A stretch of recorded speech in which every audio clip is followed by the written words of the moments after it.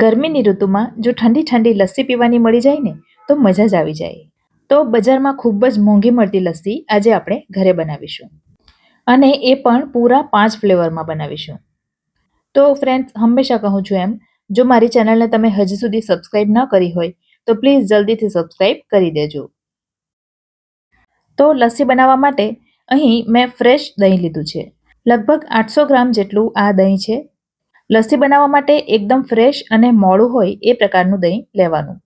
પણ જો તમારું દહીં થોડું ખાટું થઈ ગયું હોય તો ખાટા દહીંમાંથી કઈ રીતે લસ્સી બનાવવી એ પણ હું તમને જણાવીશ. ફૂલ ફેટ દૂધમાંથી આ દહીં બનાવ્યું હતું. તો દહીંની ઉપર મલાઈ થઈ ગઈ છે અને આ મલાઈને આપણે એક વાસણમાં અલગ લઈ લેવાની છે, જેનો ઉપયોગ આપણે આગળ કરીશું. હવે બધું દહીંને પહેલાં તો મિક્સ કરી લેવાનું. આ એકદમ પાણી વગરનું અને તાજું દહીં છે, તમે જોઈ શકો છો. હવે આ દહીંને આપણે રવાઈ અથવા વિસ્કરની મદદથી મિક્સ કરવાનું. એમાં ક્યારેય બ્લેન્ડર નહીં ફેરવવાનું, નહીં તો એમાંથી છાશ અને માખણ અલગ થઈ જશે. અને થોડી જ વારમાં તમે જોઈ શકો છો દહીં એકદમ સ્મૂથ થઈ ગયું છે, પણ એની કન્સિસ્ટન્સી થોડી થીક છે. તો જો તમને જાડી લસ્સી ગમતી હોય તો આટલી થિકનેસ બરાબર છે, પણ મને આના કરતાં થોડી પાતળી લસ્સી ગમે છે. તો લસ્સીને પાતળી બનાવવા માટે એમાં થોડું પાણી ઉમેરવાનું. પણ હું પાણીના બદલે અહીં દૂધ ઉમેરી રહી છું. તો 1/3 કપ જેટલું અહીં મેં દૂધ ઉમેર્યું. દૂધ એટલા માટે ઉમેર્યું કે દહીં જો સાધારણ ખાટું હોય તો એક તો એ મોડું થઈ જાય અને બીજું કારણ એ કે લસ્સી થોડી પાતળી પણ થાય. તો આ બેઝિક લસ્સી બનીને તૈયાર થઈ ગઈ છે. અત્યારે એમાં આપણે ખાંડ નહીં ઉમેરીએ, કારણ કે આપણે અલગ અલગ ફ્લેવર બનાવવાના છીએ, તો ખાંડનું પ્રમાણ થોડું વધઘટ થઈ શકે છે. તો આ પ્રકારની કન્સિસ્ટન્સી લસ્સી માટે પરફેક્ટ છે. ચાલો તો સૌથી પહેલાં આપણે સાદી લસ્સી બનાવીએ. સાદી લસ્સી બનાવવા માટે વધારે કંઈ નથી કરવાનું. જોઈતા પ્રમાણમાં દહીંનો મઠ્ઠો લઈ લેવાનો અને એમાં 2 મોટી ચમચી ભરીને દળેલી ખાંડ ઉમેરવાની. ખાંડનું પ્રમાણ તમારે તમારી રુચિ પ્રમાણે વધઘટ કરી લેવાનું. 1/2 ટીસ્પૂન ઉમેરવાનો એલચીનો પાવડર. આ સિવાય તમારે વેનીલા એસન્સ ઉમેરવું હોય તો એ પણ ઉમેરી શકો છો. વિસ્કરની મદદથી બધું સરસ રીતે મિક્સ કરી લેવાનું.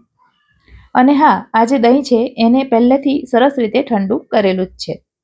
હવે એને સર્વ કરતી વખતે પહેલાં તો ગ્લાસમાં બરફના ટુકડા ઉમેરી દીધા અને ત્યાર પછી એમાં લસ્સી રેડી દેવાની.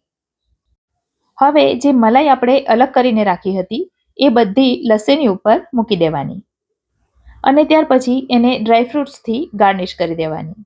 તો આ ઓલ ટાઈમ ફેવરાઇટ સાદી લસ્સી બનીને તૈયાર છે. ચાલો તો હવે બીજી લસ્સી બનાવીએ અને એ છે મેંગો લસ્સી. જેના માટે સૌથી પહેલાં તો આપણે એમાં ખાંડ ઉમેરી દેવાની. તો 1.5 થી 2 ટેબલસ્પૂન જેટલી ખાંડ ઉમેરી છે. સાથે કેરીની મીઠાશ આવશે માટે એ પ્રમાણે ખાંડ થોડી ઓછી ઉમેરવાની. હવે અહીં મેં 1/4 કપ જેટલો કેરીનો રસ લીધો છે. કેરીના રસના બદલે તમે કેરીના ટુકડાને મિક્સરમાં ક્રશ કરી એ પણ ઉમેરી શકો છો. હવે બધું બરાબર મિક્સ કરી દેવાનું અને જરૂર લાગે તો બીજો રસ ઉમેરવાનો. પણ અહીં કેરીના રસનો સરસ કલર આવી ગયો છે અને હવે અહીં મેં 2-3 ટીપા મેંગો એસન્સના ઉમેર્યા છે. આ ટોટલી ઓપ્શનલ છે. મારી પાસે મેંગો એસન્સ હતું માટે મેં ઉમેર્યું છે. તો હવે આ મેંગો લસ્સી બનીને તૈયાર છે. તો એને આપણે સર્વ કરી લઈએ. લસ્સીને ગ્લાસમાં રેડ્યા પછી એના ઉપર કેરીના ટુકડાથી પણ તમે ગાર્નિશ કરી શકો છો. મેં અહીં ડ્રાયફ્રૂટ્સ લીધા છે. તો ટેસ્ટી મેંગો લસ્સી બનીને તૈયાર છે. હવે આપણે બનાવીશું ત્રીજા પ્રકારની લસ્સી અને એ છે બાળકોનો ફેવરાઇટ ફ્લેવર ચોકલેટ. તો એક ગ્લાસ મઠાની અંદર 2 ટેબલસ્પૂન કરતાં થોડી ઉપર દળેલી ખાંડ ઉમેરી દેવાની. હવે ચોકલેટી ફ્લેવર માટે અહીં મેં 1 ટેબલસ્પૂન જેટલો કોકો પાવડર લીધો હતો અને એમાં 3-4 ચમચી જેટલું ગરમ પાણી ઉમેર્યું હતું અને ગરમ પાણીમાં કોકો પાવડરને સરસ રીતે મિક્સ કરીને આ પ્રકારનો ચોકલેટનો ગોળ તૈયાર કરીને એને ઠંડો કરી દીધો હતો. તો હવે આ ચોકલેટના ગોળને લસ્સીની અંદર ઉમેરી દઈશું અને આ સાથે જો તમારી પાસે ચોકલેટ એસન્સ હોય તો એ પણ તમે ઉમેરી શકો. બધું બરાબર વિસ્કરની મદદથી મિક્સ કરી દેવાનું અને ચોકલેટ લસ્સીને ગ્લાસની અંદર લઈ લેવાની. ઉપરથી ગ્રેટ કરેલી ચોકલેટથી ગાર્નિશ કરી દેવાનું. ત્યાર પછી થોડા ચોકલેટ ચિપ્સ મારી પાસે પડ્યા હતા તો એ પણ ઉપરથી ઉમેર્યા છે. તમે ડેરી મિલ્ક ચોકલેટના ટુકડા કરીને એ પણ ઉમેરી શકો. તો ખૂબ જ ટેસ્ટી એવી ચોકલેટ લસ્સી બનીને તૈયાર છે. અને હવે આપણે બનાવીશું ચોથો ફ્લેવર, રોઝ લસ્સી. આ લસ્સીમાં માત્ર 1 જ ટેબલસ્પૂન દળેલી ખાંડ ઉમેરીશું અને ત્યાર પછી એમાં 2 ટેબલસ્પૂન જેટલું રોઝનું સિરપ ઉમેરવાનું. રોઝનું સિરપ એકદમ ગળ્યું હોય છે, જેના કારણે દળેલી ખાંડ ઓછી ઉમેરવાની. અને રોઝ સિરપમાં એસન્સ પણ હોય જ છે, માટે એસન્સ પણ ઉપરથી ઉમેરવાની જરૂર નથી. તો આ સરસ મજાની રોઝ લસ્સી પણ બનીને તૈયાર છે. તો એને પણ આપણે સર્વ કરી લઈએ. તો ગ્લાસમાં લસ્સી પહેલાં લઈ લેવાની અને ત્યાર પછી ડ્રાયફ્રૂટ્સ અથવા તો ફૂલની પાંખડીથી ગાર્નિશ કરવાનું.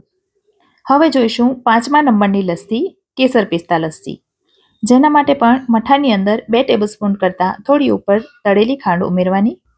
હવે ચપટી જેટલા કેસરને મેં પહેલેથી દૂધમાં પલાળીને તૈયાર રાખ્યું હતું, તો એ ઉમેરી દેવાનું અને થોડા પિસ્તાના ટુકડા ઉમેરી દેવાના. બધું બરાબર મિક્સ કરીને ગ્લાસમાં લઈ લેવાનું.